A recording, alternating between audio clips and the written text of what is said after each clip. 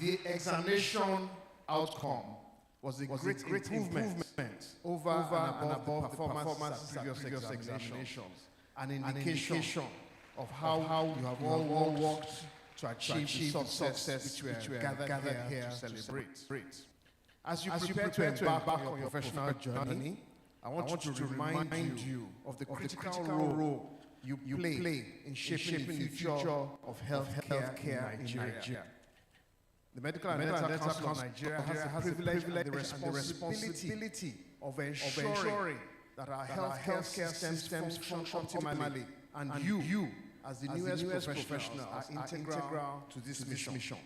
Today, I would like to address a few points I believe are important into your roles as healthcare providers. One, commitment to excellence. As practitioners, your landscape of healthcare requires that you stay informed of the new developments, procedures, and technologies to provide the best possible care.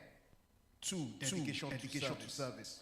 You must have heard on several occasions that healthcare is not merely a profession, but it's a calling that is almost divine in nature.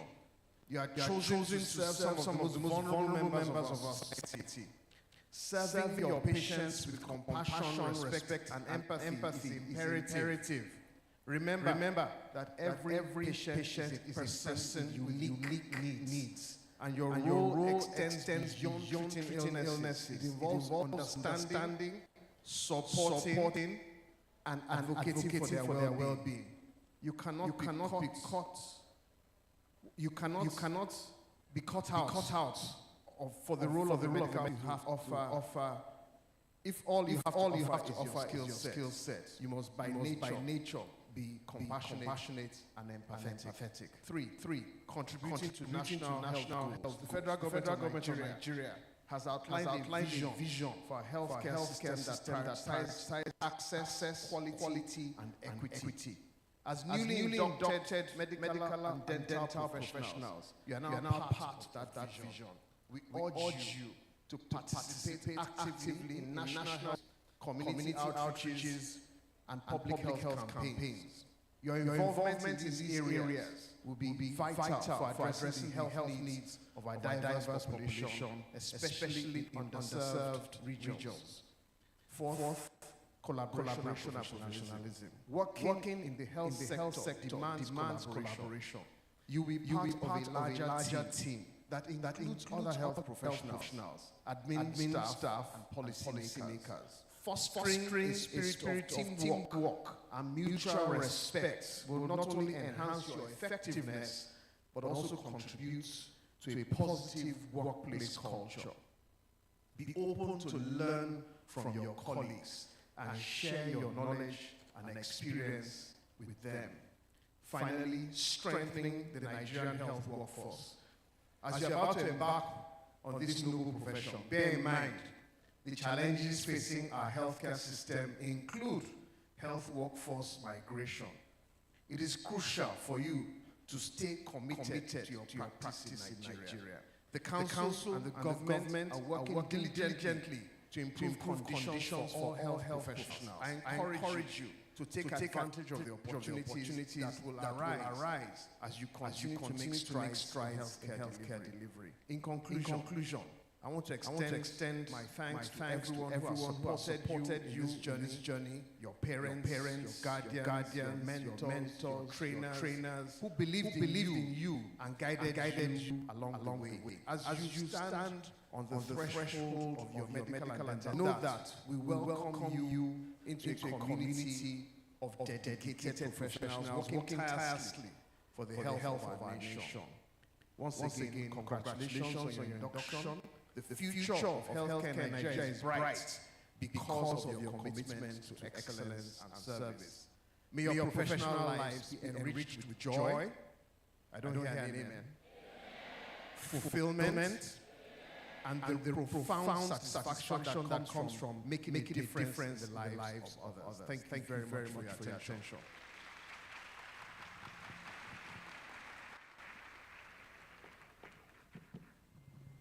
I think we can do better for the Medical and Dental Council of Nigeria. Chairman, sir, if not that I am well informed that this is an induction ceremony, I could almost say that you were moving stuff right there. It felt like it was a word round and your chief was moving stuff. All those support say aye. The ayes have it. Thank you so much, sir. Good one. Thank you. The medical profession is a calling. Nice point there. Thank you so much, sir. There are a few more people I'd like to recognize and to welcome up here. And like I said earlier, please pardon me if I don't follow the exact protocol because this list is coming to me in that manner. I'd like to welcome up to the high table to join these people up here, the Deputy Registrar and the Head of Planning Research and Statistics of the Medical and Dental Council. Dr. Victor Benro, please join them. Please give him a round of applause as he comes. Encourage him.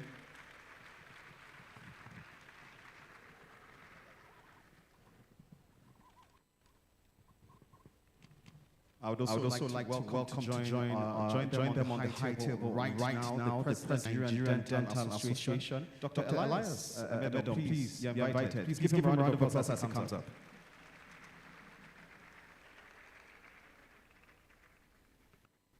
I'd like to recognize the Chairman House Committee on Aviation Technology. He is from the Yewa South Federal Constituency of Ogun State. Ladies and gentlemen, Right Honorable Yodun Isiaka is here. Please give him a round of applause. Thank you so much, sir, for coming. We are honored to have you. We'd like to recognize to welcome in the hall this beautiful morning the former Deputy Governor of Borno State, His Excellency Mr. Adamu Diba. Please give him a round of applause. Where are you, sir? His Excellency, please give him a round of applause. We salute you. Thank you very much for coming out here today. We'd like to move quickly to the next item on the agenda, which is the keynote address by the special guest of honor, who is the Honorable Minister of Health and Social Welfare, who is ably represented this beautiful morning by the Permanent Secretary of the Federal Ministry of Health and Social Welfare. Please let us welcome Madam Daju Kachalom MNI. Please give her a round of applause.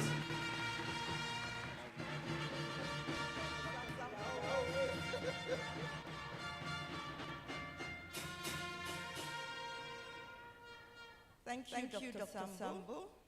Sambo happens to be my favorite. Every time we meet, he's always up to something. Good morning, everybody. How are you inductees? I know you were expecting to see the coordinating minister, Professor Mohammed Ali, or the Minister of State, Dr. Isiaka Adekunle Salako, but you have me in their stead. So I hope you will not be disappointed that you have the permanent secretary and not the coordinating minister nor the Minister of State. The chairman of MDCN, Professor Lessie, the registrar of the MDCN and your entire team, the directors of the Federal Ministry of Health here present, distinguished members of the National Assembly, tertiary hospitals in Abuja, National Hospital and Abuja University Teaching Hospital, proud parents of our inductees and prouder inductees, good morning. Members of the press, it is with great pleasure that I address you on behalf of the coordinating minister as the special guest of honor at the swearing-in ceremony of our newly graduated medical and dental professionals. Today marks the culmination of years of hard work, dedication and resilience as you transit from students to fully qualified medical doctors, ready to serve in the noble field of medicine and dental. You have all journeyed from your various homes to pursue education abroad, overcoming not only academic challenges, but also cultural, emotional and logistical hurdles. Your experience both in the classroom and in the field have equipped you with unique skills and perspectives that will enhance your practice of medicine or dentistry. It is obvious that this is a special moment for you and your families, friends, mentors, and those who have supported you along the way. Your achievements reflect their support, sacrifices, and faith in your potentials. I would also like to extend my appreciation to the universities, institutions, and most especially the Medical and Dental Council of Nigeria that provided the educational foundations for your growth and ensuring compliance in the discharge of your mandate. Today, inductees, as you take the Hippocratic Oath, you are making a solemn commitment to upholding the highest ethical standards in your practice. The chairman had already reeled out some of the points for you that you need to work on as doctors. Commitment to duty, service to patients, you must be empathic and compassionate, amongst other things. The policy projection for the government on health is moving towards quality care, patient care, safety of patients, because through the years, the health sector in Nigeria has been inundated into the healthcare landscape of Nigeria, while also respecting and adapting to the cultural context in which you will work. As you embark on this new chapter, I urge you to approach your profession with the same passion and determination that brought you to this point. Furthermore, be advocates for your patients' best interest. Remember that every patient you treat is a person with hope, with faith, and with a unique story.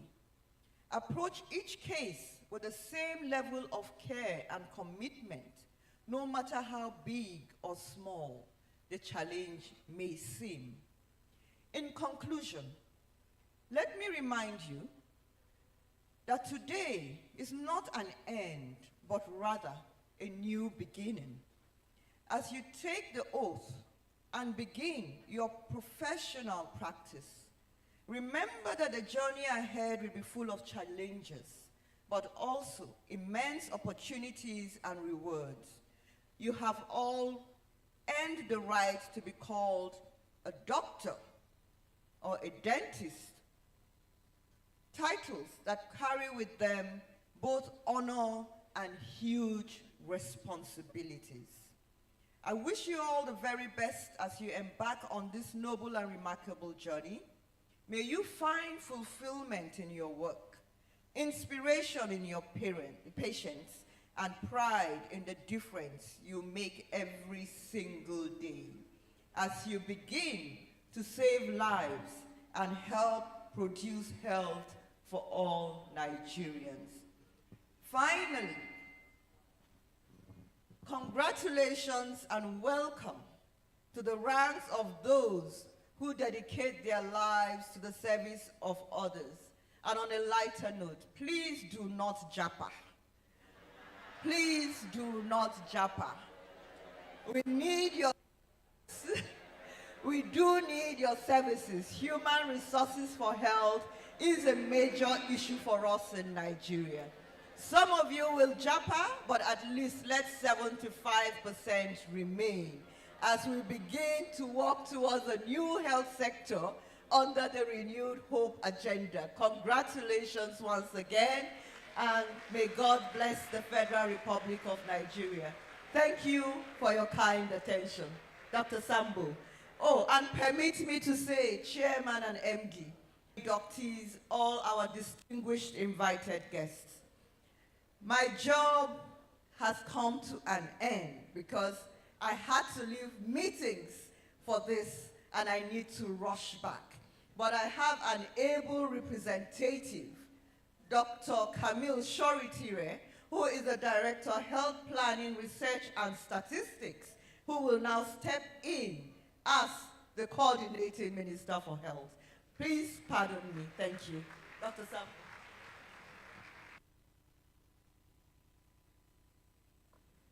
I know we can do better for the representative of the Coordinating Minister for Health and Social Welfare. Thank you very much, the PermSec. Unfortunately, she has to leave. Please give her a round of applause and encourage her. As she's going, please tell her, we will not jackpot. We no go jackpot. We no go jackpot at all.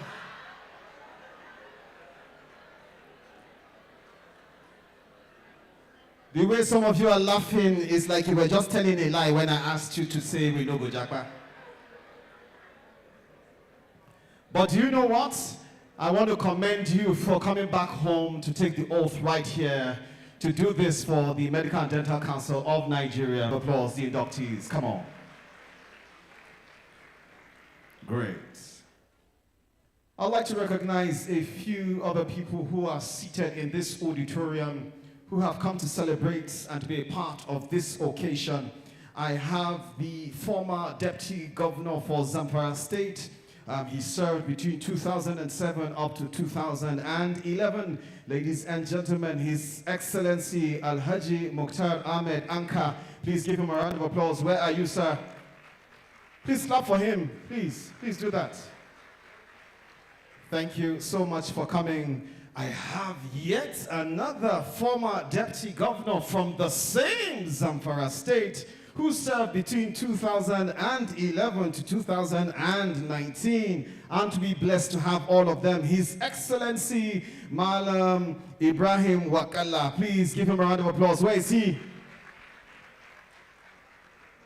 Barkan Kudazwa, you're welcome. Thank you very much for coming. We appreciate that we have you here in the hall. This man has a title that's recognized. He is a former member of the council. I'm talking about Dr. Nimi Hart. Please, can we give Dr. Nimi Hart a round of applause? Where are you, sir? Where is Dr. Nimi Hart? Please stand properly. Let's see you. Please give him a round of applause. Thank you so much, sir, for your service and all you do. We appreciate you.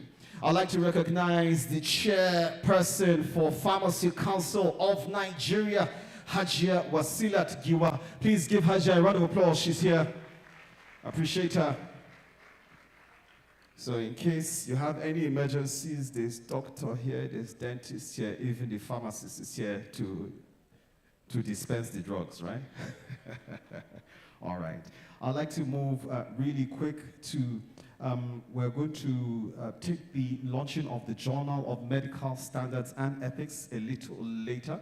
But right now, we're going to receive our guest lecture. I would like to welcome the Deputy Registrar and Head of Medical Education for the Medical and Dental Council of Nigeria, Dr. Nemeka Nwakama, to come take the citation of our guest lecturer. Please, can you encourage Dr. Nwakama? The louder you clap, the faster he walks up here.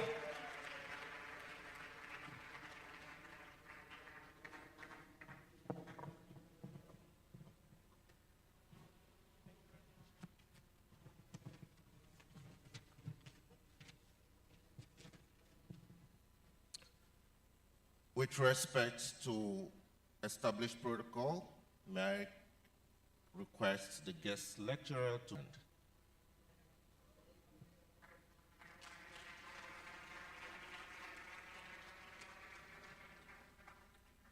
Qualifying as a medical doctor from the prestigious Ahmadu Bello University, Zaria, our guest lecturer completed his residency in neurosurgery at the Usmane Danfodio University Teaching Hospital, Sokoto. He pursued further training in neurosurgery at the University of Virginia and the Chicago Institute of Neurosurgery and Neurological Research, both in the United States of America. And he didn't stop there. He moved on to Japan, where he continued his training at the Hyogo Medical University. He holds fellowships of the West African College of Surgeons, the American College of Surgeons, and of course, the African Association of Neurological Societies. He has been actively involved in teaching and research, having risen to the academic rank of a professor. He has authored 10 chapters of neurological books and published well over 60 articles in peer-reviewed journals across the globe. He has played leading roles at the national, continental, and international bodies of neurosurgeons, and indeed was the first African to serve as chair of the Young Neurosurgeons Committee of the World Federation of Neurological Societies. His years earned him numerous recognitions, including a commendation from the President of the Federal Republic of Nigeria in 2018. About a year ago, Mr. President appointed him the Chief Medical Director of National Hospital, Abuja, where he is currently championing efforts at repositioning the hospital to becoming a flagship health institution. And so, ladies and gentlemen, to deliver the 2024 MDC Induction Lecture, it is my pleasure to invite Professor Muhammad Raji Mahmood, MBBS, FACS, FWACS, FANS, as he mounts the rostrum. Mr. Guest Lecturer, please.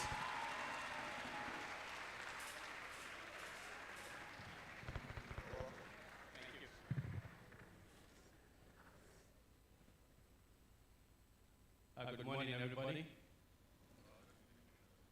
The coordinating minister, represented by the Director of Planning and Statistics from the Ministry of Health, the Chairman of Council, Governing Council of the MDCN, the Registrar of MDCN,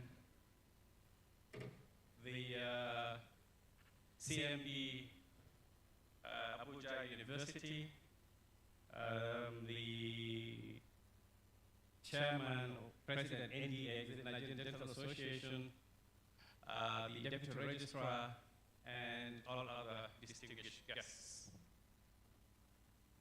I won't forget the parents of our inductees and our most respected inductees of today. It's a pleasure for me to really give this talk today.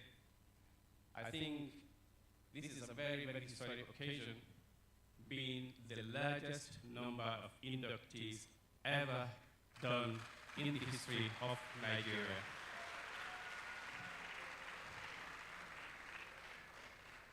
That's a great feat for the country, and indeed a very, very great feat for the MDCN.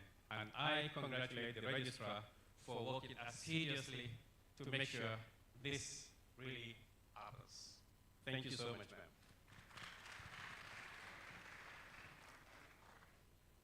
When I was approached to give an induction talk, I was wondering what best topic to give. So I thought, let me take it home. This profession is a calling.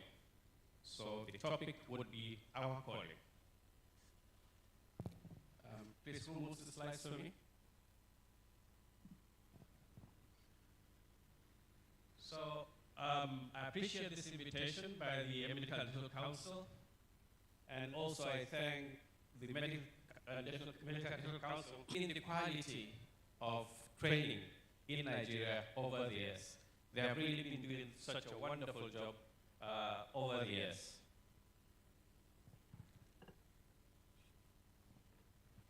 I also thank the Nigerian government for rising up to this occasion when some of our Nigerian trainees that are training abroad had a problem. We are all aware of the situation that happened in Ukraine and the situation that happened in Sudan, when Nigerians were stranded, both students and families. And the Nigerian government did well by organizing their rescue, evacuation from those conflict zones within the shortest possible time. This has very few countries were able to do that within the period the Nigerian government was able to do that. So I think they really deserve an applause. By the time these trainees came here, they were stranded and lost as to what to do. but then the Nigerian government deemed it fit to bring up policies and assigned the Medical and Dental Council to look into this matter and sort it out on their behalf. And they were able to accommodate within their policies the needs of these students. Can we have the next slide, please? Is it possible that I move on, like if it's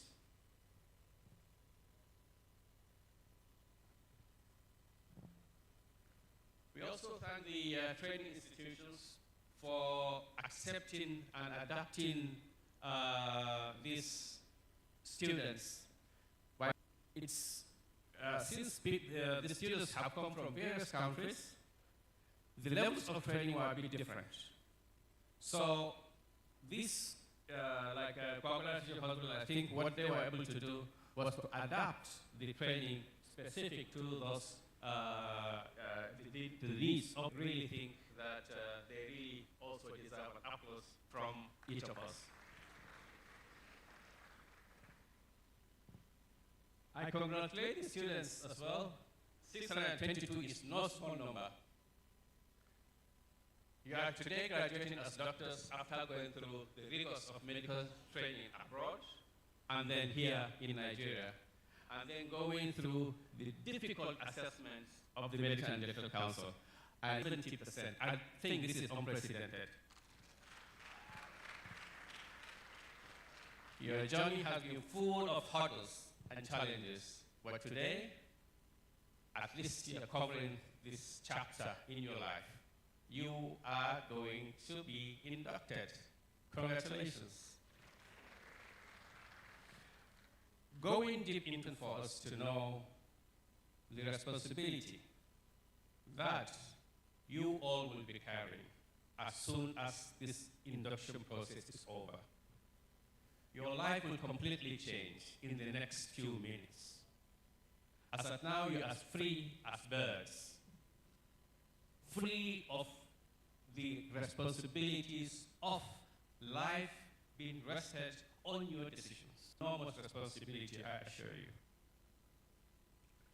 Some of us that have been in this for years, sleep it, wake up with it, drink it, eat it. It's a responsibility of a lifetime. So you better be fully ready before you accept that induction oath. Anybody not ready amongst you? You're all ready? Great. So, for you to understand this responsibility, you need to know some certain basics in life and some certain basics in medicine. First, we need to know who we are. We are humans. And the human God has created is a very, very wonderful thing. The human has the ability to create. He also has the ability. So, given that responsibility, it's quite enormous. We are different from other primates or animals for the fact that we are motivated by instincts, intellect, and logic. Whereas animals are incapable of that reasoning. They are mostly motivated by instincts. That difference is important as we practice medicine. When you look at the brains of humans and that of our close colleagues, if I would say, in terms of evolution, those are the apes and the monkeys. There's a difference in size. The size of the human brain is about 3/4. I mean, it's like 3 times to 4 times that of an ape. And mainly because of the thickness of the cerebral cortex. The cerebral cortex is responsible for intricate and cognitive high executive function. So that tells you that there's so much connectivity within the cells in the human brain. That has increased the cognitive capacity and the reasonability of a human. That's why God has given you the ability to create and to destroy. By this, the human has the ability, as you can see, we've been able to include the most magnificent thing of even sending the man to the moon. And we can also destroy by creating a weapon of mass destruction. The human can decide to say, I would want to kill A, either suddenly, giving a lethal injection, or slowly giving something like cyanide. That is up to reason. Can I have some water?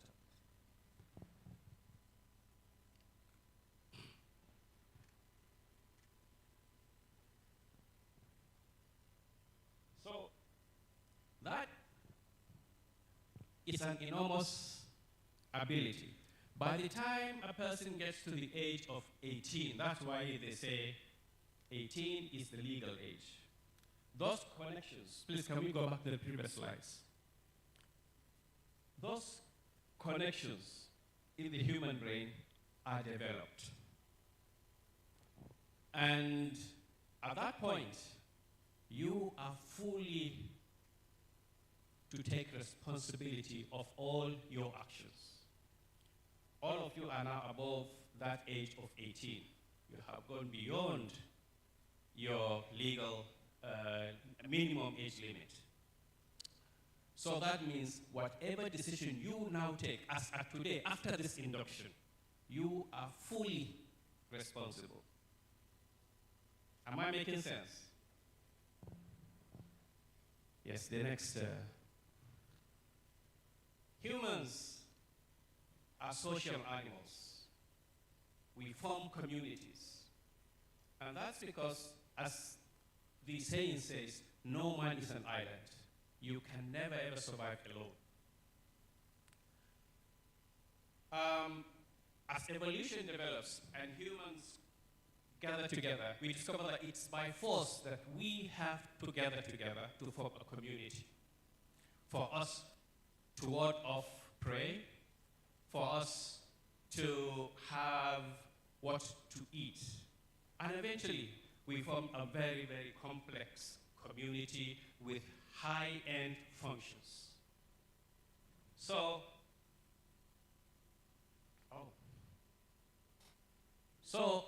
as a result,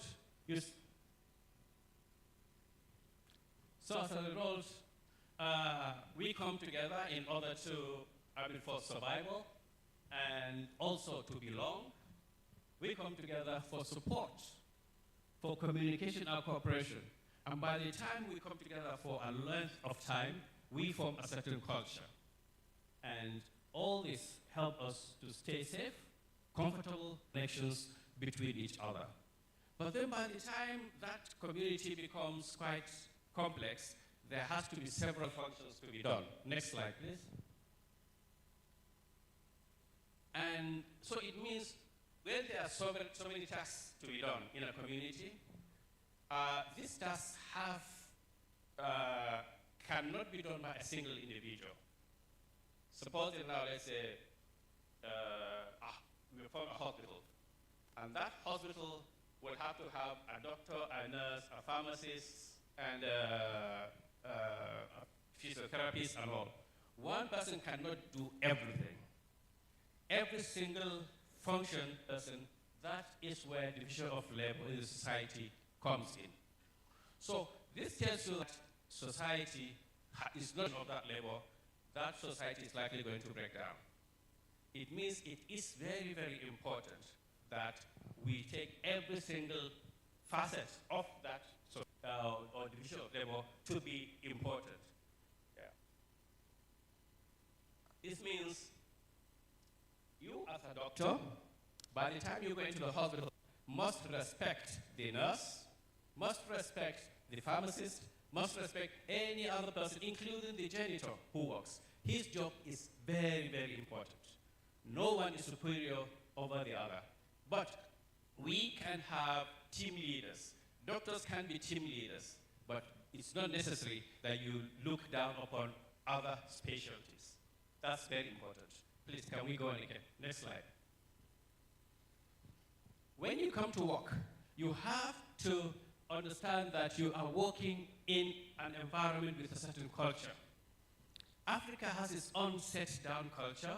Africa's culture is characterized by diversity and richness, with each tribe and ethnic group exhibiting unique traits and characteristics.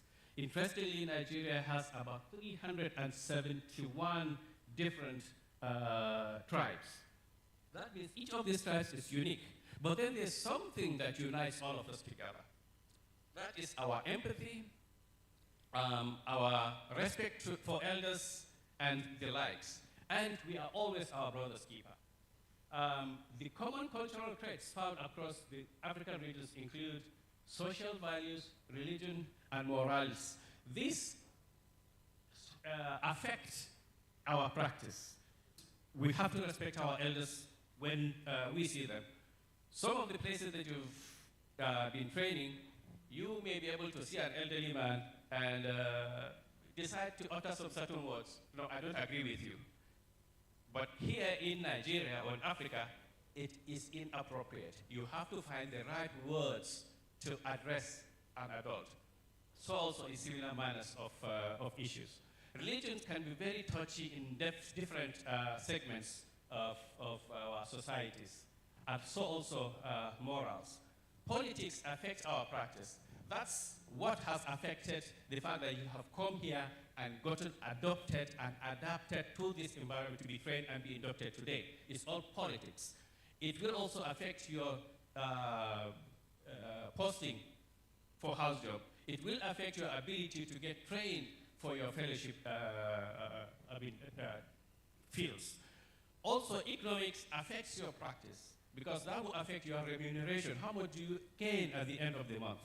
How does a patient gain access to your own care? Will the patient be able to afford it or not? So all this interplay affects our practice. Next slide.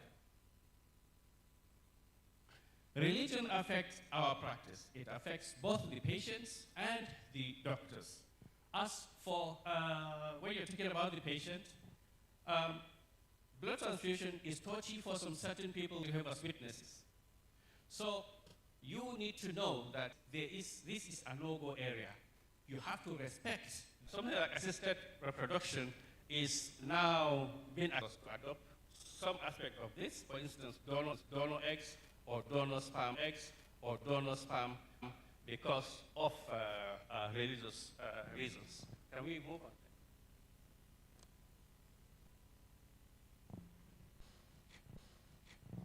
There are some certain principles in medical ethics that are very, very important that you must all understand and have them on your fingertips. Respect for autonomy. Patients have the right to make their own choices about treatment. You cannot force them otherwise. A patient may decide to say, look, when I have cardiac arrest, do not resuscitate me. And you have no option but to allow it. You cannot force them. Time would, at some point, you have some other details to this. Then beneficence.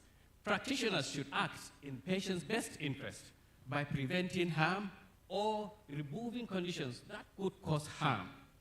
That is a bit different from non-maleficence, where practitioners should not cause harm to patients. What has happened during these studies in the United States, where black men and women were infused with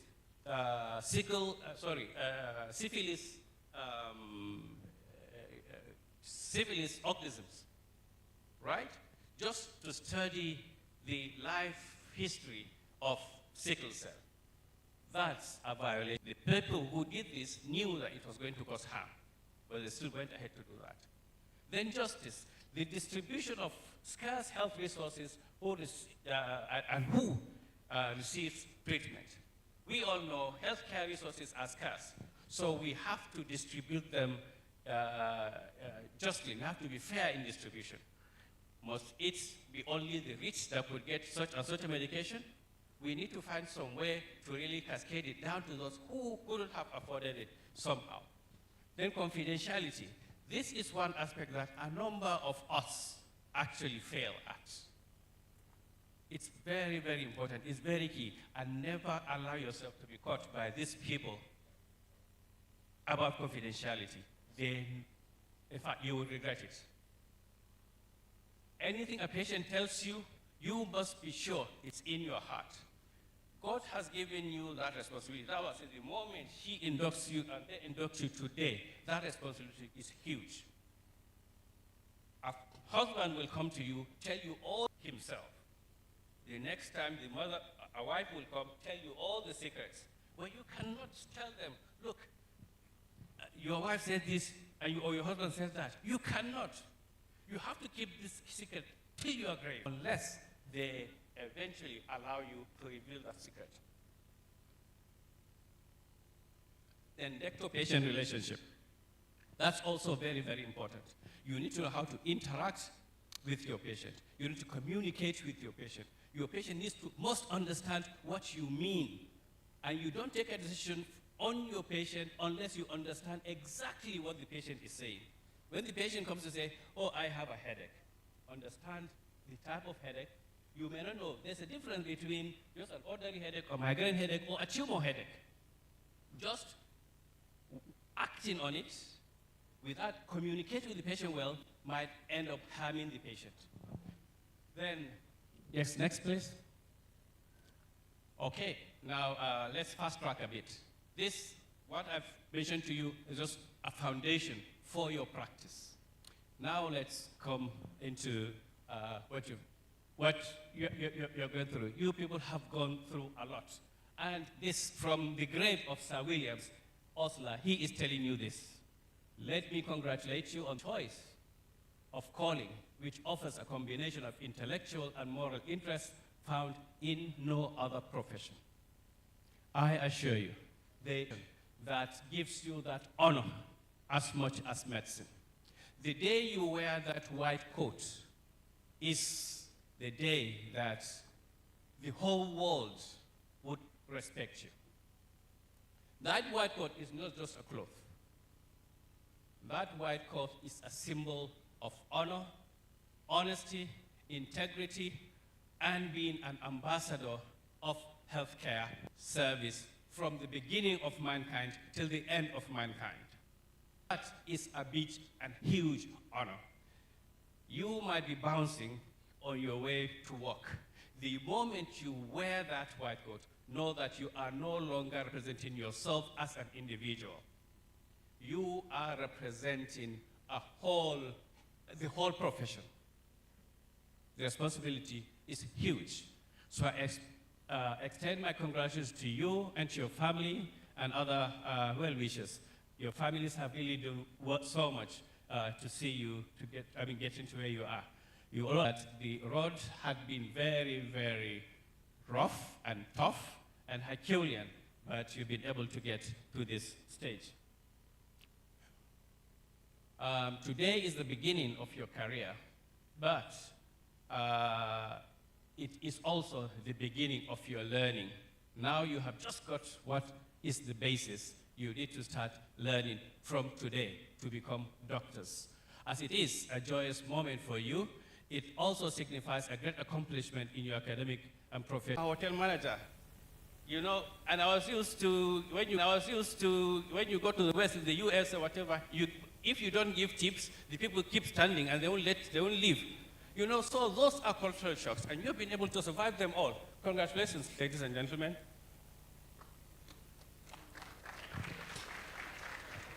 You have also been able to go through voluminous curricula during your training, and some of you unfortunately had inadequate contact with patients while you were there for some certain reasons, which probably shouldn't have been. You had language barriers, and the worst of it, some of you must have experienced some racial discriminations. Financial stress, that we shouldn't mention. And I'm sure even your parents would complain about the financial stress that you people had gone through. And when you came back, the stress you went through in passing your exams here. Next slide. Despite all this, you came out stronger. You remained focused. You rose to the occasion and persevered. And today, you have won. While the journey seems so long and hard at the beginning with perseverance and dedication, the rewards at the end last a lifetime. Those are the words of William Francis. And this reward that you've gotten today will last you a lifetime. Next slide.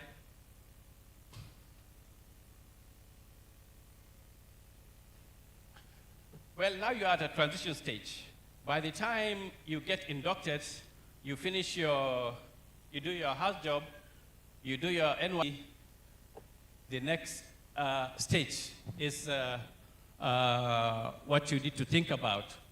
So, like we said earlier, Bill Warren said almost this similar word that I told you earlier, wear the white coat with dignity and pride. It is an honor and privilege to get to serve public as a physician.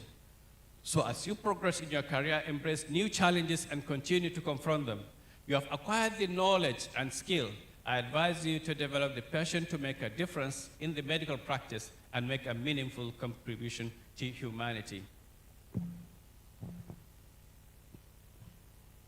Next slide, please. Medicine is more than a career. It is a love for humanity. In some of our scriptures, it is said that when you save a life, you have saved the whole of humanity. So also, when you hurt, you have killed the whole of humanity. Just one life represents a whole of humanity. So this is what you do every day. Every single day, I assure you, some of you may have this issue. There are days when you go back home celebrating, but there are days you go back home for days at night you find it difficult to sleep.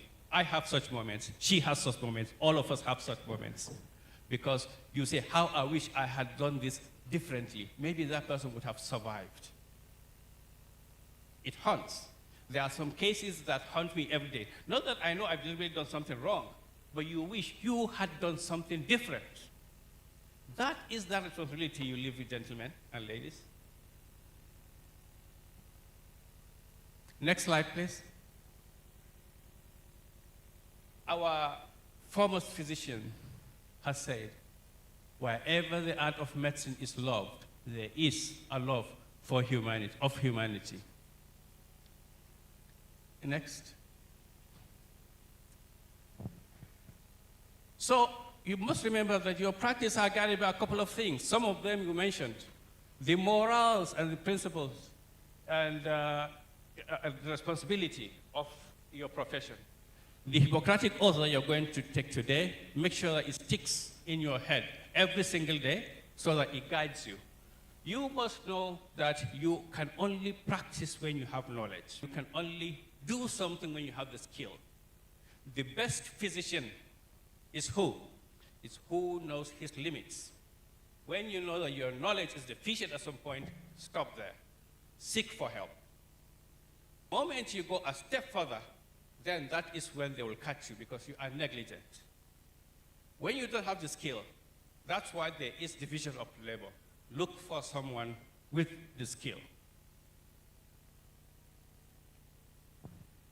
Please, previous slide. There is something that I always do to my residents. The first day they come to me, neurosurgical residents, I mean, and I've been doing this for a number of years. I tell them the same story. And I've asked all my previous residents not to ever tell that story until these residents see me. I would want to point at one of you. Who are the inductees here? Show of hands. Okay. You will be the one to answer on behalf of all of you when I'm done. Huh? If you pass, the registrar inducts you today, all of you. If you fail, the registrar does not until next year. Should I go on? Yes or no? Okay. So, at 35, stand up, please. A 35-year-old lady. No, please. I'm not talking. I'm just telling you the story. Then she will answer at the end. Yeah? A 35-year-old lady comes to your consulting room. Let me say, comes to my consulting room. Right? And she comes there with her husband. Very beautiful lady, very handsome husband, a young couple. And from the history, she has 2 cute children. Then suddenly, she starts developing a focal seizure. By the time she tells you this story, you now call your very, very brilliant senior registrar.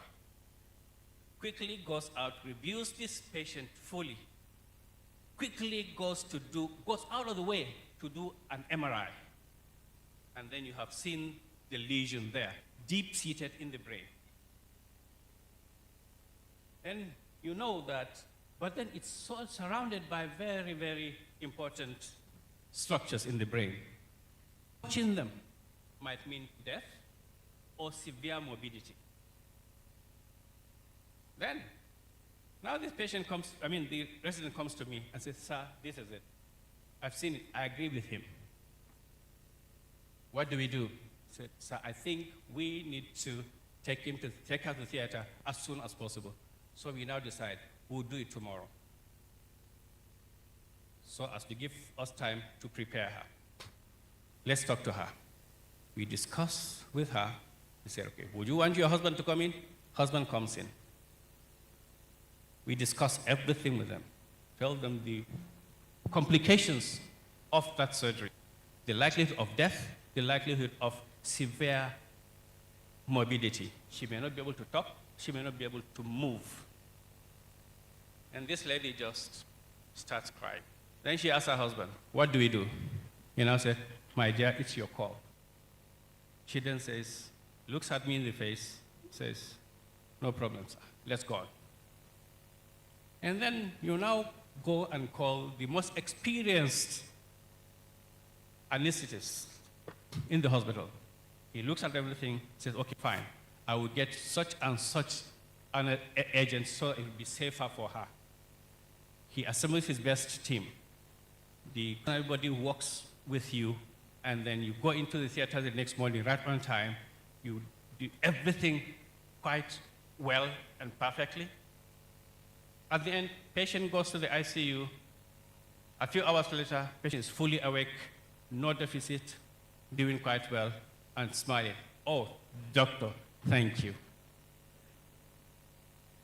So, my question to you is, what's your name, ma'am? My name is Iwanugo Sumadla Anastasia. Oh, okay, that's a long one. But did I hear anesthesia? Anastasia. Oh, Anastasia. Oh, so are you the anesthetist? Okay, Anastasia. Who is the hero? No one. The whole team. The whole team. Yes. Okay. I'll give you one more chance. Who is the hero? One, the whole team. I want you guys to be inducted today. Who is the hero?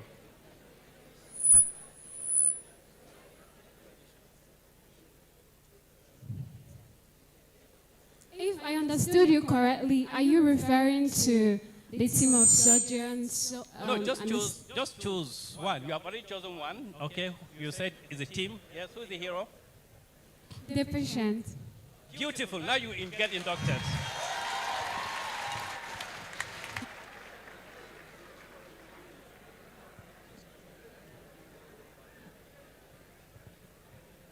the hero is the patient. That it takes humility to act that the hero is the patient. But that is what we should do. This patient does not know me as a doctor. I'm not her relative, but she just had to trust me. She could die. So, she is the patient. I was told that time, I'm just told that time is up. Few slides to show, but I don't know if I should continue or not. I'll ask the registrar. We should stop? Okay. So,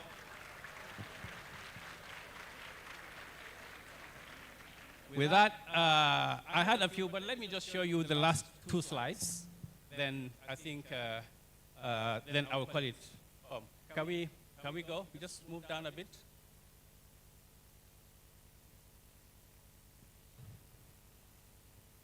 One more.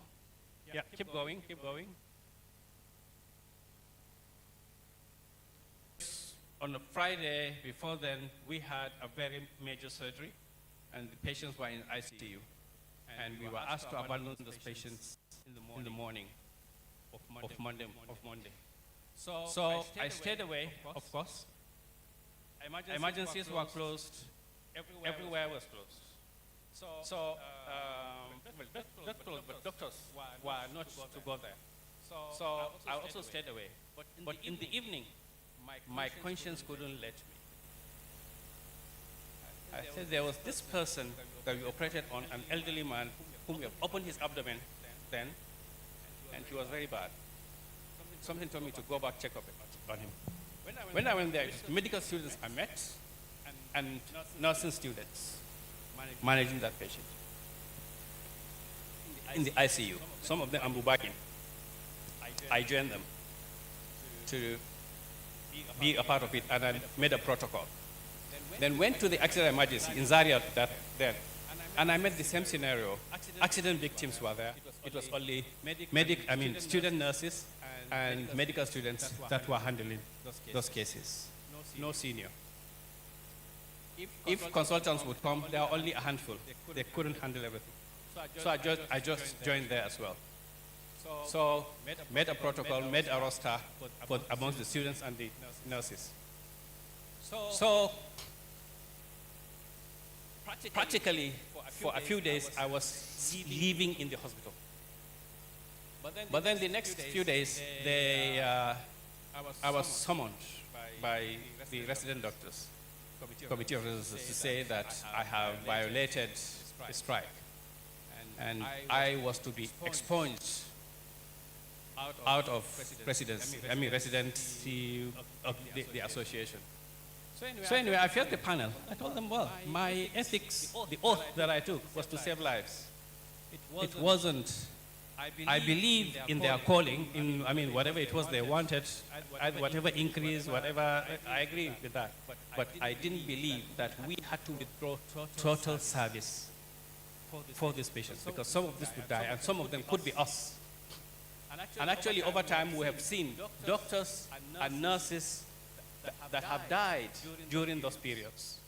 So since then, frankly, I have never joined strike again. I'm not telling you not to join the strike, but I am asking you always seek the guidance of the MDCN, so that if push comes to shove and you are called to account, you'll be able to protect yourselves. So the last 2 slides, then I'll close. Otherwise, this man will push me away. I live in the registrar. Yes. Okay. One more. Next. Okay. Keep going. Last. Here. Yeah. This one. The previous one. Okay. So we always find ourselves in difficult situations at times. As a doctor, you might be in the military, and then a prisoner of war is brought to you. But you would have to manage. You might be enjoying your vacation, traveling to a certain country, and then the call by the captain or the head stewards would ask, any doctor in the plane? This has happened to me a couple of times. You need to be there.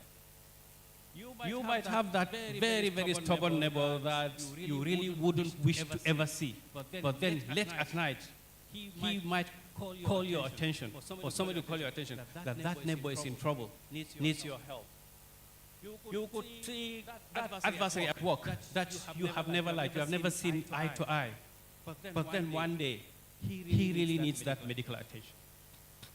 You can see whatever, the good, the bad, and the ugly.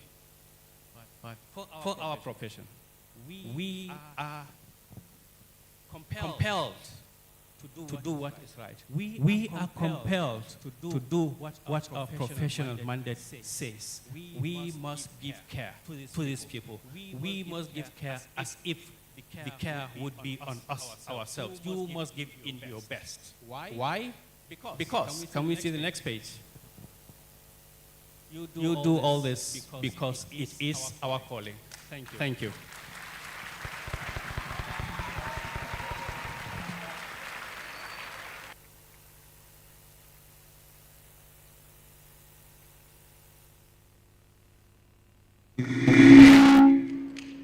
Ladies and gentlemen, that was our guest lecturer, Professor Mohammed Raji Mahmood. Please give him another round of applause. Wow. Thank you so much, Prof. Prof was moving a lot of stuff. It felt like he wants some more people to become doctors just by this lecture. But we appreciate it, and we appreciate how you have underscored the importance of our calling. And he has tried to touch on some really important, salient points around your profession with today. Please, let's appreciate him one more time, Professor Mahmood. Thank you so much, sir. Sir, please be reminded that in Nigeria we take tips. I take tips in dollars. I am royalty. I take cows. It's end of the year. Thank you so much, sir. That's just on a lighter note. All right. The moment that the inductees have been waiting for is almost here. Yeah, it's almost here, right? So let me see those smiles on your faces. Let me see you bring them back. You know, Prof was moving a lot of stuff right here. Even our parents and the honorable distinguished senators and the honorable members were all, they went to school for that 1 hour. But let's see all those smiles come back. All our parents again, and the parents outside who are seated under the canopy out there, I'd like to remind you that you're right here at the 2024 induction ceremony for the graduating the medical and dental graduates. This is brought to you courtesy of the Medical and Dental Council of Nigeria. All right. I'd like to ask a few more people to just join them up here on the high table so that we don't have any empty spaces. I'd like to welcome the Deputy Registrar and Head of Medical Education Department, who introduced our guest lecturer, Dr. Enemeka Nwakama. Please kindly join us up here. Please give him a round of applause as he comes up. Please encourage him. Encourage him. Former member of the council as well, a man who I asked to stand so that we can take a good look at him, and I can see he's enjoying himself where he is, but I have to distort that just a little bit. Dr. Mimi Hart, please, I'll kindly request that you come up here. Please, let's encourage him. Give him a round of applause. Please do that. I guess this is the president of the National Association of Resident Doctors, Dr. Osundara Dr. Zenith. Please give him a round of applause. You're welcome. Please clap for him properly.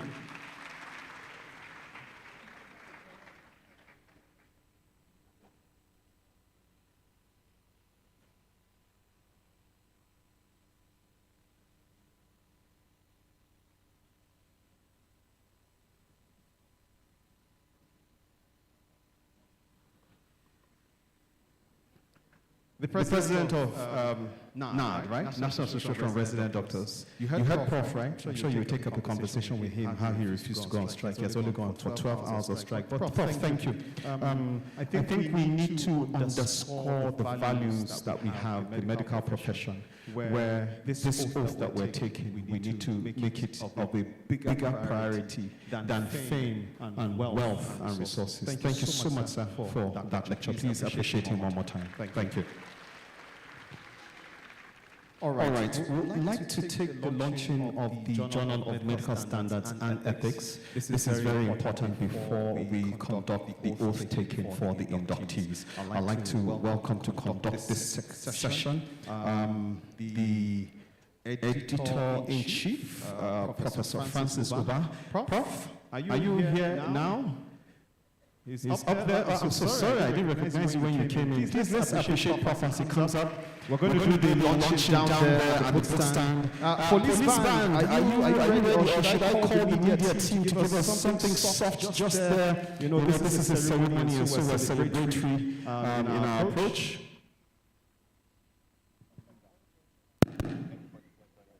All right, I would like to invite every member of this high table to kindly join them down there for the launch of the Journal of Medical Standards and Ethics. Police band, escort these esteemed guests with some good accompanying music, please. Please, you may come towards me this way. Yes, you may come towards me this way to come off the high table. Yes, this way. Thank you.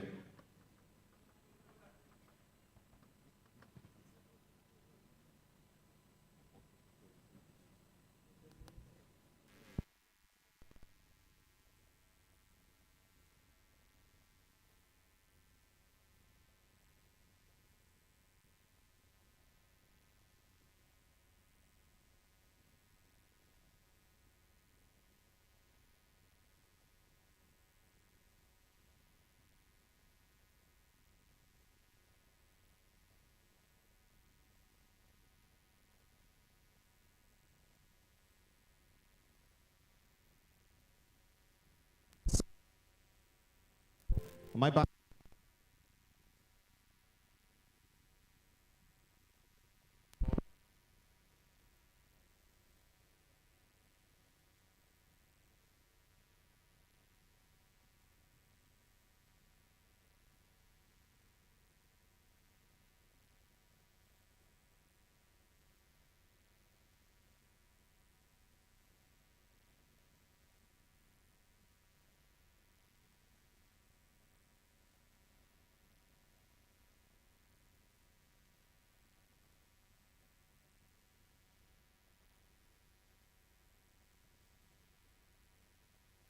Sound. Is sound back up? Okay, thank you. Thank you very much. All right, ladies and gentlemen.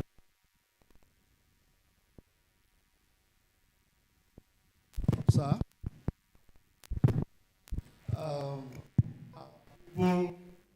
registrar of the council. I'm very good at protocol, so let me observe the existing protocol. Crucial moment for all of us. Today, a journal is going to be launched. It's our own journal, Journal of the Council, Journal of Medical Standards and Ethics. This journal is as a result of a decision-making council in order to keep everybody abreast with best practices that can be done anywhere in the world, and you go and sleep. Many of us fall into victims of circumstances because we are ignorant of what to be done and what ought not to be done. And the council, to where we can be passing information that will be helpful to us, permit this chance to particularly thank the registrar, who, in fact, the enthusiasm she showed in birthing this journal is unparalleled. And her desire is that everybody should become conversant with what is the best world practice.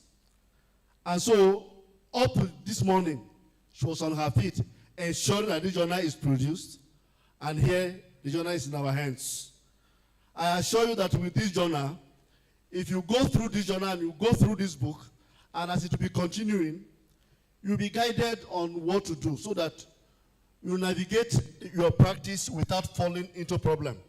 It is my sincere honor and privilege, therefore, to hand over the same journal to our registrar to admire it and see whether it meets our expectations. Thank you so much. It's over to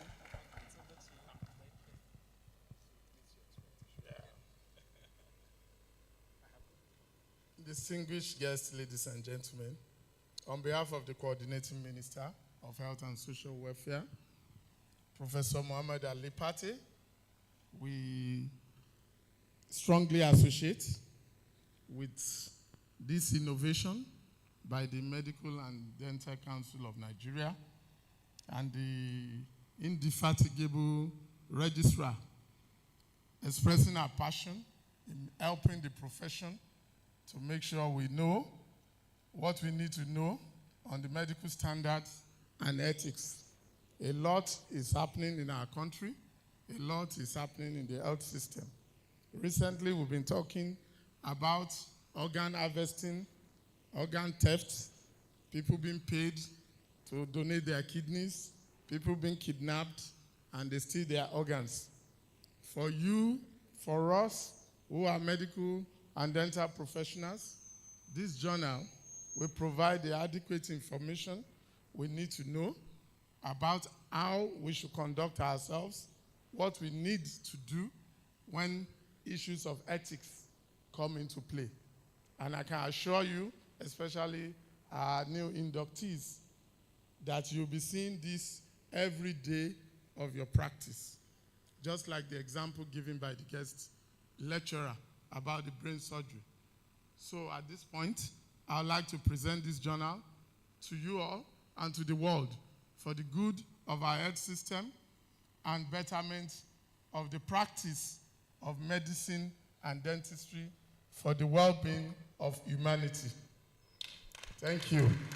And I also enjoin our new inductees to please book for copies so that you can regularly read the beautiful and scholarly journal articles that have been published here.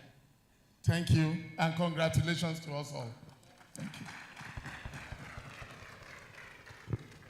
So the representative of the coordinating minister and other members of the high table will take a picture there. Have they taken a picture? Please take a copy of the journal. All of you have one copy each. Have it held up so that we can take a picture together. Please, can I have the photographer coordinate them, please?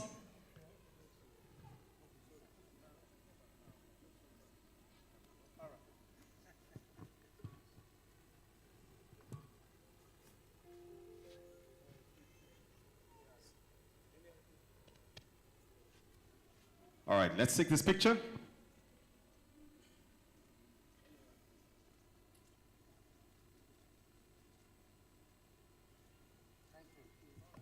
Thank you very much. Please, can we appreciate the representative of the coordinating minister as well as the other members of the high table? I asked you to appreciate them. Please, jump those hands together. Thank you.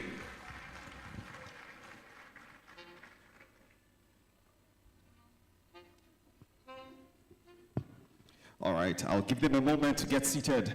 Police band, where you at? Give me a 30-second time out for them to get seated and for the inductees to start getting ready to celebrate because the induction is next. The pledge taking and the affirmation of pledge is next. Thank you very much, Director of Planning, Research and Statistics, representing the Honorable Coordinating Minister for Health and Social Welfare, Dr. Camille Shorety, please. Thank you so much, sir. We appreciate you.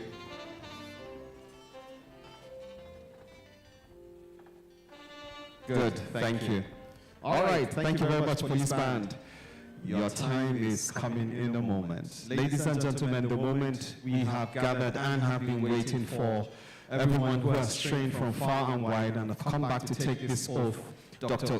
Uche and Dominic, the gentlemen that I saw who trained at Ukraine, Abiodun, Marvelous, who trained all the way in China, all of them have come right here getting ready to be inducted. I'd like to welcome for the administration of the Physician's Pledge and the affirmation of pledge and presentation of certificates and licenses to the new practitioners. Let me welcome the Registrar and the Chief Executive Officer of the Medical and Dental Council of Nigeria. Ladies and gentlemen, make it loud for Dr. Fatima Gary. I'm not sure I can hear you. Make it louder.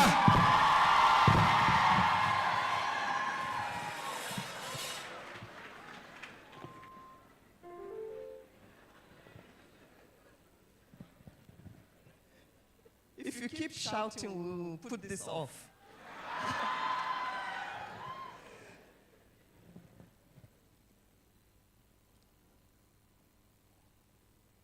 It is my distinguished and profound honor and great responsibility that I join the Honorable Coordinating Minister of Health and Social Welfare, ably represented by my dear brother, Dr. Kamil Shortiri, and the Chairman of the Medical and Dental Council of Nigeria, Professor Afolabi Leshi,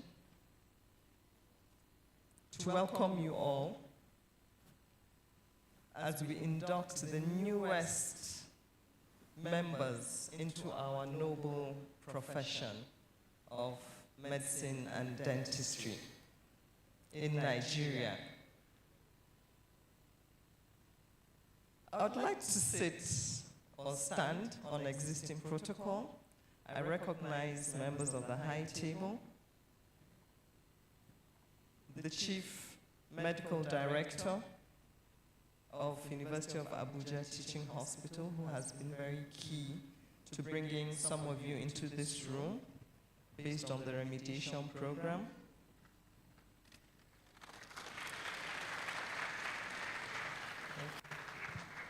Our guest lecturer today, you saw he was talking about brain.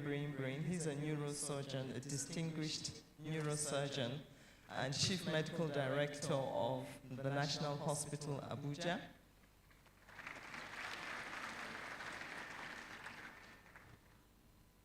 The President of the Nigerian Dental Association, Dr. Nimihat, my able Deputy Registrars, who have joined us here up, other Deputy Registrars of Medical and Dental Council of Nigeria and heads of departments, distinguished members of our communities, past deputy governors, members of the National Assembly, distinguished learned judges. We have a whole array of very important people who are here as parents and grandparents. Some are our colleagues, they themselves doctors. They have 1 or 2 or 3 or 4 children that are doctors.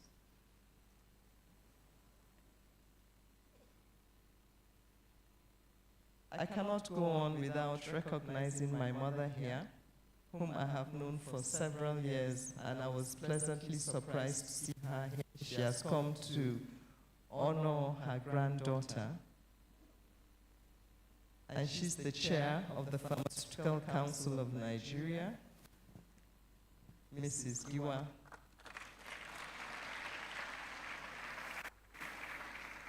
You're welcome. Distinguished ladies and gentlemen, you're all welcome. Inductees, friends and family, and our press. Today, this induction ceremony is very distinct in many ways. It has one of the highest numbers of our foreign-trained medical and dental graduates being inducted at the same time. So we gather today to celebrate this. We appreciate all your universities that have brought you to this. They provided you the working and learning environment. We also appreciate what Medical and Dental Council of Nigeria has done to ensure that you have your assessments done ably and well. And when you were clapping, I thought to myself, that clap is reaching over 300 clinicals, over 100 support, and members of staff at the Medical and Dental Council of Nigeria that were committed to ensure that your assessments free, fair, and perfect.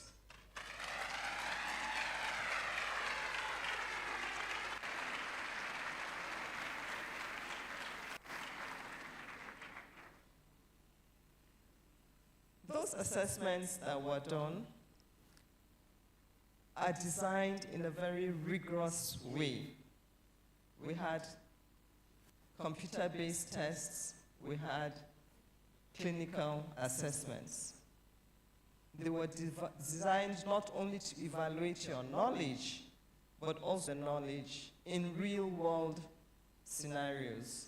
And that is essential in shaping the future of your medical and dental professions, ensuring that only the most capable and prepared individuals advance in this profession.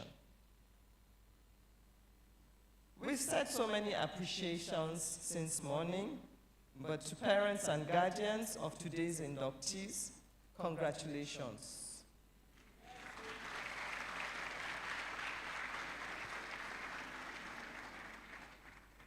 Your investments, your time, your resources, your prayers has borne fruit today. It hasn't been easy, we know. So we celebrate not only our inductees, also these incredible support systems that you have provided them.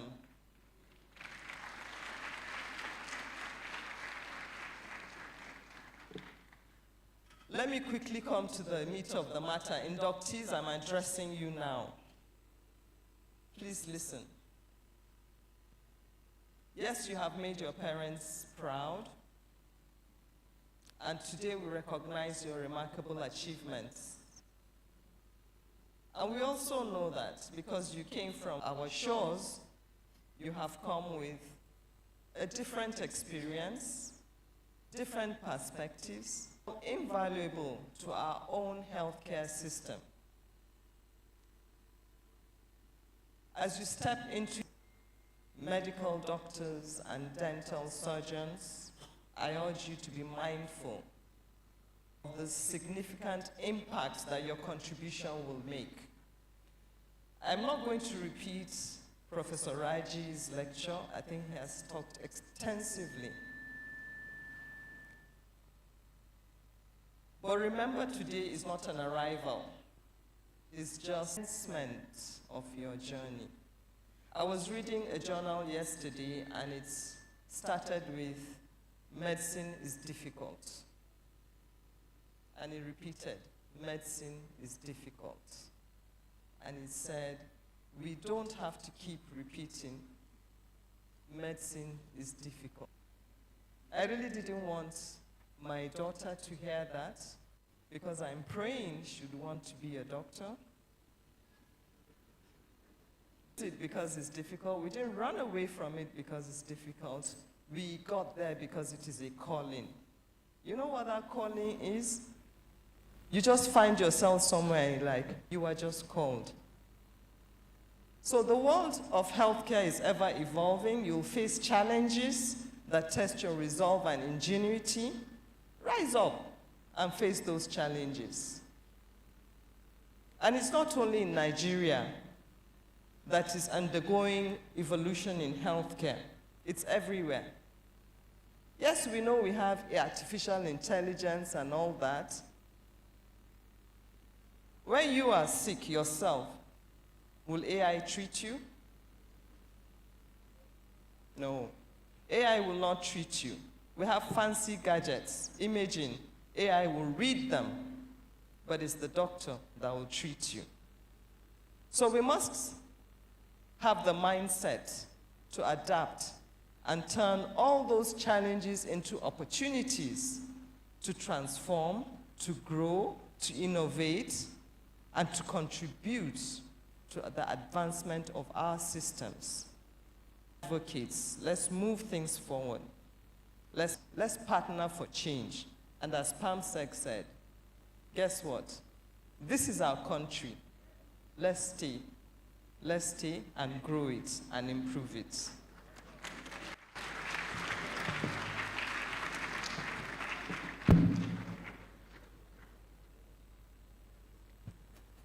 So, you need to bear in mind that medicine, our profession, is a procedural and hierarchical profession. Hierarchical because there is seniority. I see some members of the armed forces here, and we're somehow in competition with hierarchy with them. And I always say, we have some similar codes when it comes to seniority with the armed forces. So believe you me, medicine is like that. But lend your respect to your seniors and your teachers and also your colleagues. And remember that respect is mutual. What you give is what you get. Your dedication to duties should only highlight that. So all these have already been said before. I'm going to tell you about registration.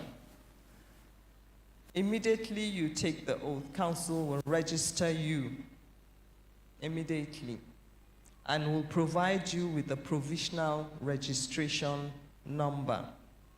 So the numbers you have now are your folio numbers, but once you register, you'll have a provisional registration number, and you'll have a provisional registration certificate. Go onto the centralized housemanship portal and register. If you wish to do your housemanship in any of the hospitals under the centralized housemanship, that is 44 hospitals of the federal tertiary institutions, then you choose your hospital on that portal. We have 44 accredited hospitals that will appear there. And we have 70 other accredited hospitals that will not appear on the portal because they're managed by the state or the military or private institutions. In all the accredited hospitals combined, there are enough spaces to accommodate all potential house officers in Nigeria today. There is no deficit of space. If you can't find an institution that you like on the portal, is because the spaces are filled up. Then you go for other options. I have more information on the housemanship placement printed in the brochure, and you can also find more information on the website, the MDCN website. Available spaces are frequently updated because it's a 12-month engagement. When house officers disengage, we update the vacancy. It is really important for you to refrain from directly contacting or sending application letters to MDCN because we have the portal, or even to federal institutions. whether it's personally or through your proxies or your parents or somebody you think who is important. That is a contravention of what we desire. Now I'll come back to parents, guardians. Please allow your children to imbibe best practices during their housemanship. It's just another year. Allow them. Don't think they have finished school, they should come and stay home now. No. They still have to go and do their housemanship. You know that slide that Professor Raji wrote and said, when you're on the airplane 33,000 feet above sea level in a closed compartment with 270 passengers, and you are sleeping, you're about to fall asleep, and you hear an announcement through the system, is there a doctor on board? What will you do? Will you close your eyes and say, I didn't hear? Or will you get up and go to the front? What will you do? I'm an ophthalmologist. I trained as an ophthalmologist. I started my ophthalmologist just 2 years after graduation. I did my housemanship. I've been a doctor for over 30 years now. If I heard that announcement, it doesn't matter whether it's cardiac arrest. It doesn't matter whether it's a headache or a woman in labor. I will get up. I will get up. I have gotten up more than 3 times so far. And why? To be honest, my housemanship. What I learned and did during my housemanship more than 30 years ago is still in me, coupled with the continuous learning. Use this opportunity, whatever you're going to be, even if you're going to be a seamstress after your housemanship, do your housemanship well. I beg of you, parents, allow them. Let them go to hospitals where they will do their housemanship well. We have 44 federal institutions across the country. We have 70 other institutions across the country, 114. Allow them. Don't focus on one. If you focus and wait on one, and you wait for 9 months, by then a baby would have been born, and your colleagues would have been rounding up and going for their NYSC, while you are still waiting for a hospital of choice. Okay, let me move on. In our practice, you must study, you must improve yourselves. And we have ethics and code of conduct. Inductees, let me remind you. And that's why we were very insistent on producing a journal that we can report into the journal just as a learning. Not that we're reporting ourselves or reporting patients, but it's a learning process, and because we need to reach that high ethical standard. Any infamous conduct or error by a doctor will be reported to the Medical and Dental Council of Nigeria. And here we will subject the doctor to an investigative panel of the Medical and Dental Practitioners Investigative Panel. We check it. If there's an error and it's substantiated, we escalate it. We escalate it to the Medical and Dental Disciplinary Tribunal. And that has the same status as the Federal High Court, and could order a range of sanctions, including removing the practitioner from our register and ban for practice, whether for a limited time or forever, depending on offense. So that is what we do to uphold ethics.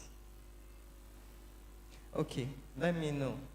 Very soon your names will change, or maybe already. You know?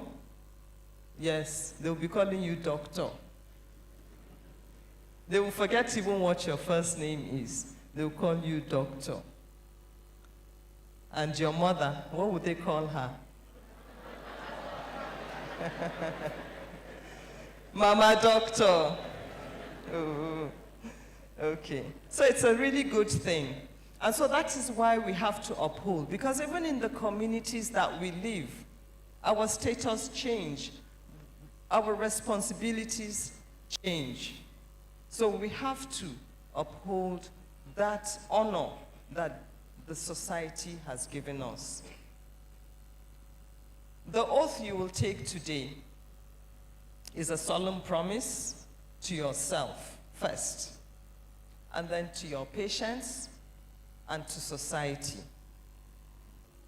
You must uphold it in the highest honor. And you'll soon be part of a distinguished community of professionals who have the privilege of impacting lives in very profound ways. Patients hardly forget their doctors. Cherish this privilege and let it guide you to always act with integrity, compassion, and excellence. Continue to learn and remain updated with the latest advancements. Medicine is a rapidly changing field. And ensure that you acquaint yourselves with the codes of medical ethics. Every single one of the inductees in their pack today, you have to study it and apply them. Most importantly, don't hesitate to ask questions. On that note, inductees, medicine is difficult. Medicine is difficult. Medicine is difficult. Do you still want to take the oath? Yes. You still want to take the oath? Yes. Okay, let's do it. With the permission, Honorable Minister, sir, Chairman, elders on the high table, may I seek your permission to ask the inductees to stand up? Inductees, stand up.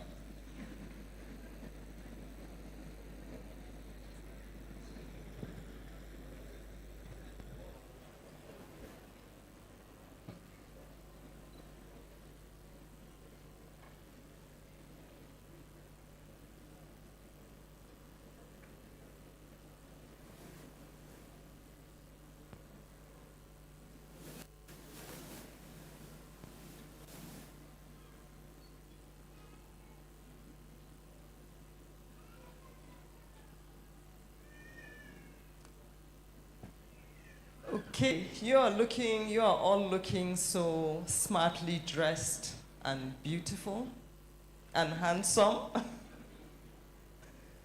We'll take the physician's pledge first.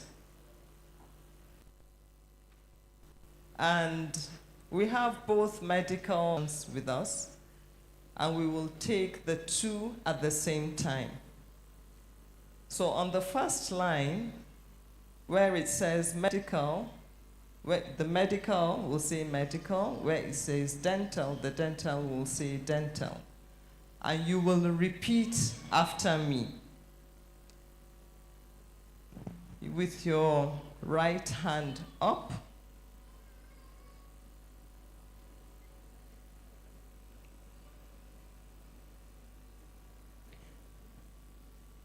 As a member of the medical or dental profession, I solemnly pledge to dedicate my life to the service of humanity.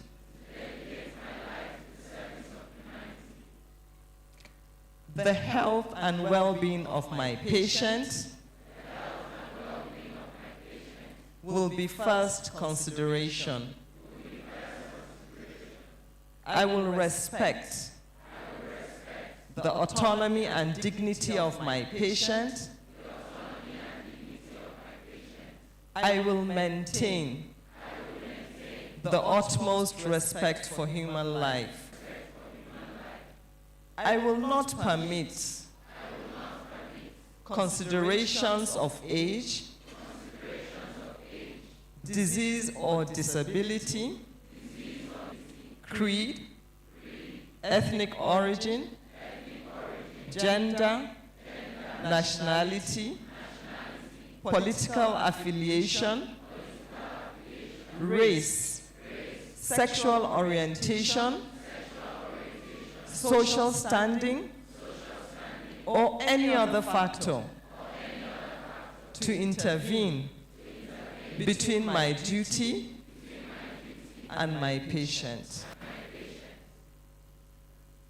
I will respect the secrets that are confided in me, even after the patient has died. I will practice my profession with conscience and dignity, and in order to provide care of the highest standard. I will not use my medical knowledge to violate human rights and civil liberties, even under threat. I make these promises solemnly, freely, and upon my honor. Not too fast. You're going to attest the pledge now. And you repeat after me. Okay, there's somewhere that you like to call yourselves. You can see your title there. As soon as you mention I, doctor, you mention your name. And you repeat after me. I, doctor,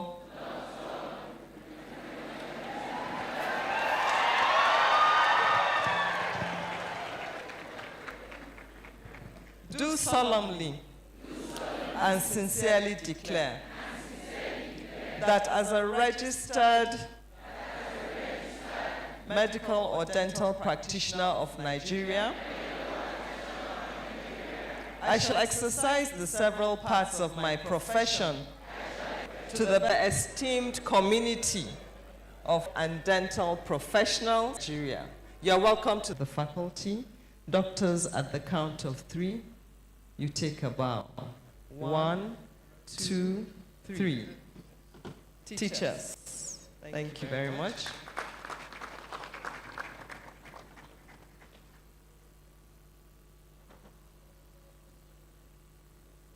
Our parents and guardians and those who have supported us through this schooling,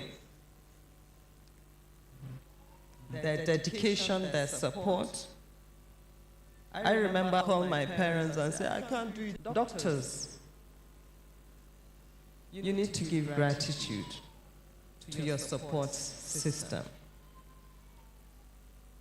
Your parents are focused mostly up there at the back, quite a few in front, but I'm going to ask you to turn around and at the count of 3, I know some of you, your parents are in front.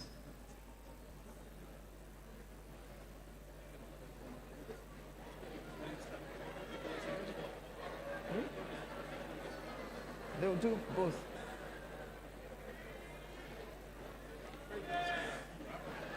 At the count of 3, you take a bow. 1, 2, 3.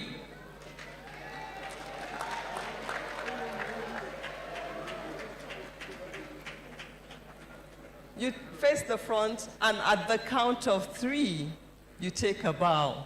1, 2, 3. Fantastic. Thank you very much. So, here are your doctors. I'm done.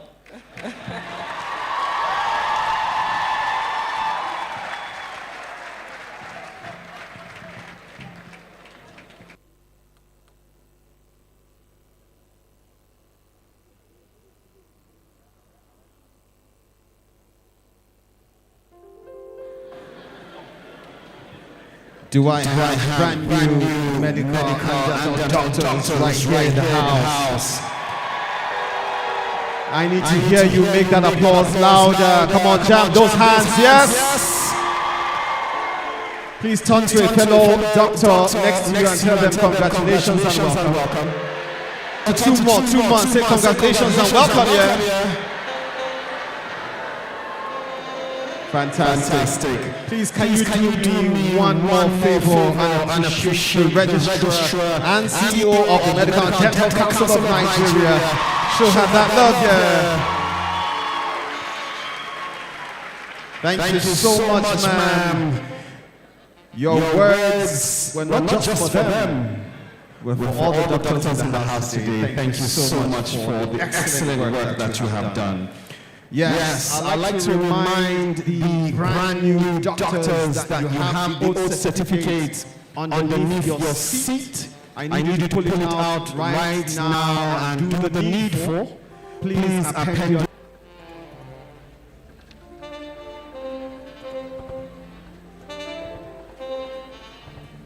All right, we're giving a minute for the doctors to get their oath certificate filled up.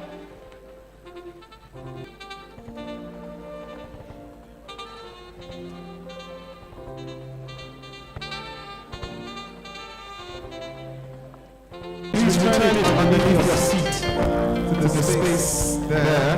Remember that there is also a letter there. You are supposed to acknowledge, sign an acknowledgement on the photocopy and keep the original of the letter from the council.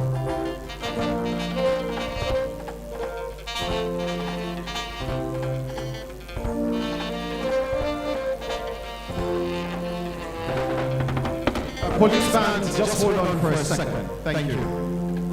Thank you, police band. Please, we would like to retrieve those certificates from you.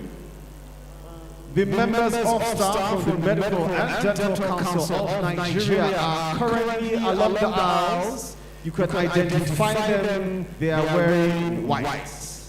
All right? So please hand over those signed and filled forms and certificates to these members of staff from the Medical and Dental Council of Nigeria. Please do that now. All right? Do that now. So they're handing over 2 documents, the oath certificate as well as the acknowledgement copy of the examination assessment result, right?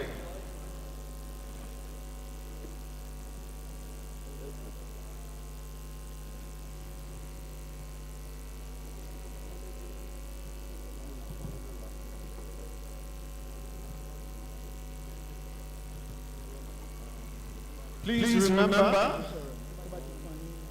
you are only acknowledging you are writing on the photocopy of the letter from the council to you, okay? You're not writing on the original document. That is for that letter that has a photocopy. We're retrieving the photocopy, the acknowledged copy, as well as the oath certificate, okay? Those are the 2 documents that will be retrieved from you. We want to give a minute for all of those to be retrieved so that we can enter full celebratory mode. Do you agree with me? Yeah. All right, so police band, let's have 2 more minutes as the staff of the Medical and Dental Council of Nigeria retrieve these forms from these brand new doctors.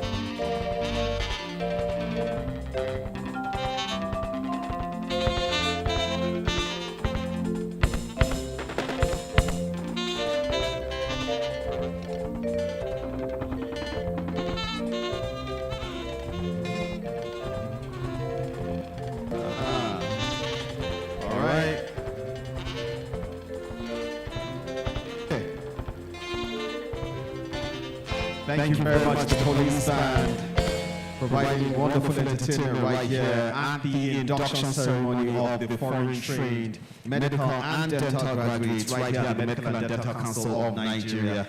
Distinguished guests, ladies and gentlemen, we have come to the tail end of this event. We just gave a moment for the brand new doctors to have their oath certificates signed, filled and signed, and the members of staff of the Medical and Dental Council of Nigeria are currently retrieving the certificates and the acknowledged copies of their results. All right? We would like to move on quickly so that we can get into the celebration of this moment. And to do that, just before I welcome the Deputy Registrar who is going to be conducting, giving us the vote of thanks, I'd like to remind us that this event is currently streamed online at the Medical and Dental Council of Nigeria's Facebook. On the Medical and Dental Council of Nigeria's Facebook page, it's being streamed live right now. I'd like to also speak all the medical and dental as well as the alternative medicine practitioners out there to ensure that they get registered on the master list.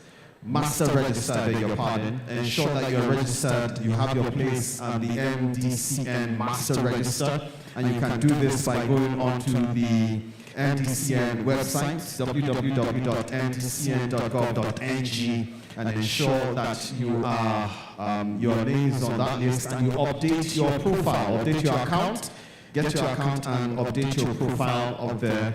It is of utmost importance for all medical practitioners, dental practitioners, as well as alternative medicine practitioners in Nigeria to have your details and your updated profile on that list. So please, on that register, ensure that you are on the master register of the Medical and Dental Council of Nigeria.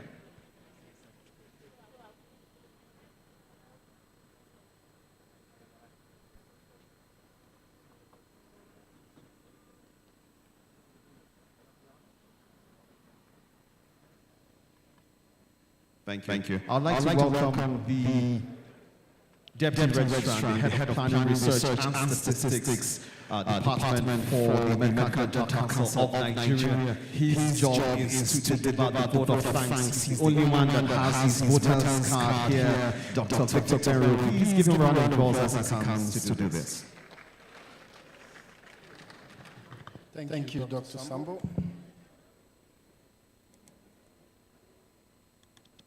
The Honorable Coordinating Minister of Health and Social Welfare, ably represented by the Director, Department of Health Planning, Research and Statistics, Dr. Camille Shoritire, my own Chairman of Council, and my able Registrar and CEO of the Medical and Dental Council of Nigeria, Dr. Fatima Kiari, permit me to stand on already established protocol. My task, you agree with me today, is the easiest, to say thank you. I have my voter's card.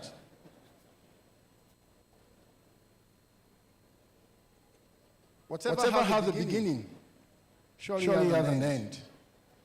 And you agree with me that today's occasion has been very glorious and successful. There is no saying that the world's best and most beautiful things cannot be seen or touched. They must be felt by heart. Thank you. It's one of such prayers among others. And indeed that makes my task simple, to say thank you.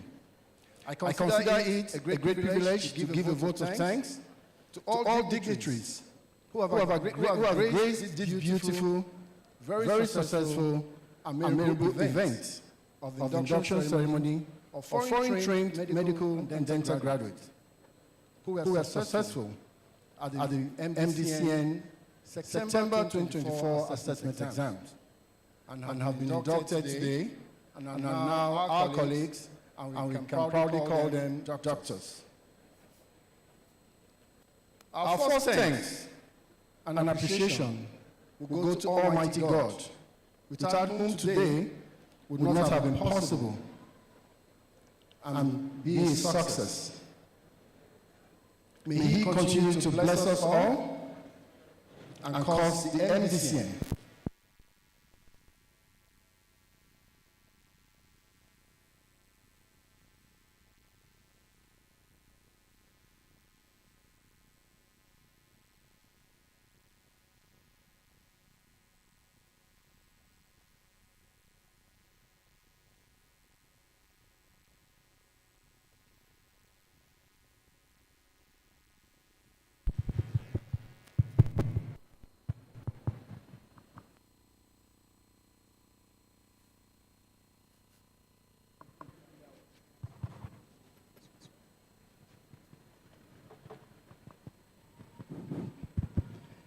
May He continue to bless us all and cause the MDCN, the health sector, and indeed Nigeria to prosper.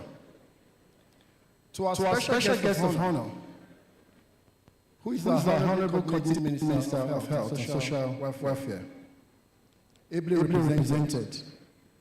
Words cannot express our gratitude for being here with us. Please kindly extend our deepest appreciation to the Honorable Ministers, the Permanent Secretary, who was here a while ago, and to Dr. Jimo, who was here as well with the PAMSEC. We thank you for your continued guidance and focus-driven policies that will reshape the health sector in Nigeria. To our chairman of the Medical and Dental Council of Nigeria, we say a heartfelt thank you to you, sir.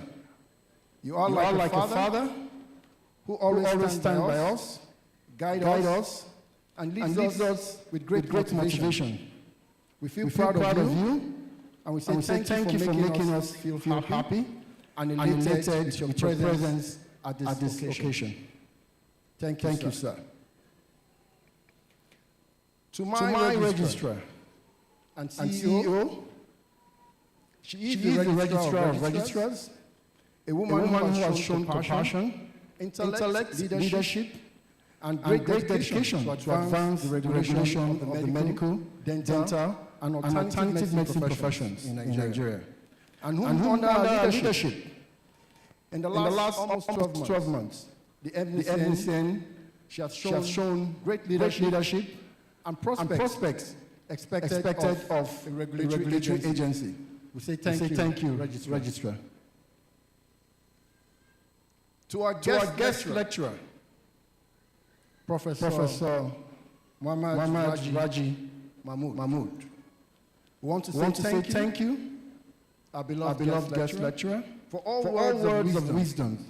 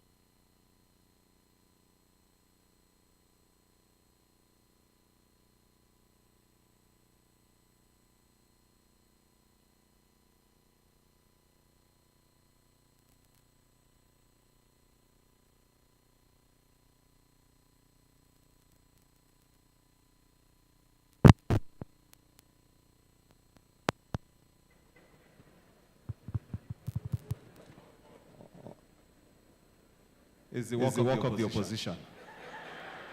We apologize. We had a technical glitch while the Deputy Registrar was delivering his vote of thanks. I think we must salute the Deputy Registrar for trying as hard as possible to project his voice. I think he did a wonderful job. Please appreciate him. Again, sir, we apologize. I'm so sorry. It was just a technical glitch behind and gotten that resolved. Ladies and gentlemen, I'd like to inform all the newly inducted doctors newly sworn in medical and dental practitioners here, please be informed that there is some light refreshment, especially for you, as you exit the hall to the right-hand side outside the hall. Did you get that? Okay. All right. Courtesy of the Medical and Dental Council of Nigeria. And on that bombshell, I'd like to inform us all that we have come to the very end of this induction ceremony. Please remember that I have been HRH, Africa's finest MC and events virtuoso. You can catch me on Instagram at HRH Sambo. You can catch me on Facebook at HRH Compare, on X at HRH Sambo, and of course my website at hrhsambo.com. I thought I was going to receive a round of applause there. Thank you. I'd like to ask every one of us to rise to our feet as we take the third stanza of the national anthem. I'd like you to refer to it. It's within the booklet, the program booklet. The third stanza only of the national anthem, which is our prayer as we bring this event to a close. All right. Police band, are you ready?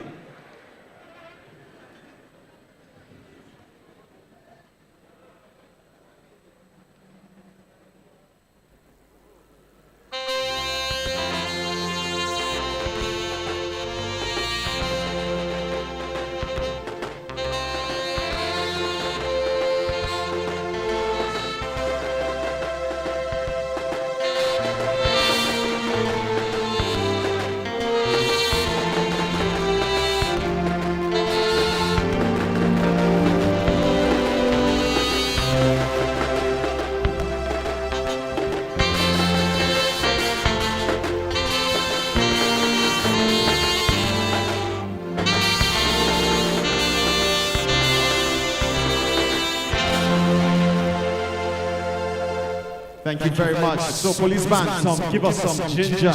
We want to celebrate right now. Thank you very much, everybody. See you.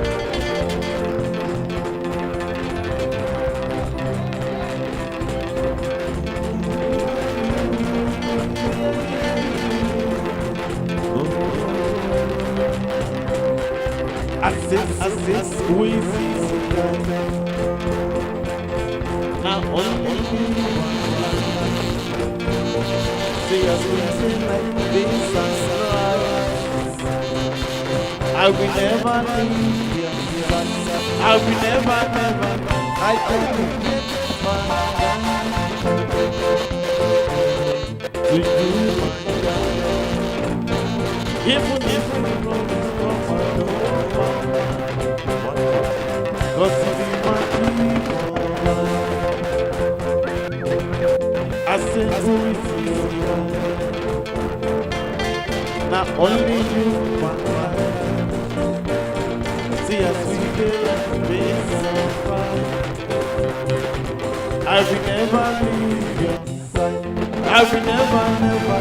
I dedicate my life. To you, my God. Even if it's so strong, I don't mind. 'Cause you be my deeper life.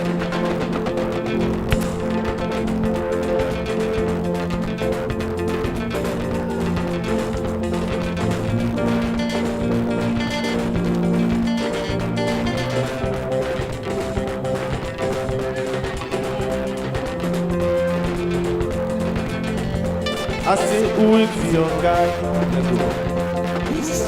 Now only me online. See as we did like this I will never leave your side. I will never, never. I dedicate my life to you, my God. Even if you go up, I don't mind. 'Cause it's my dream for life.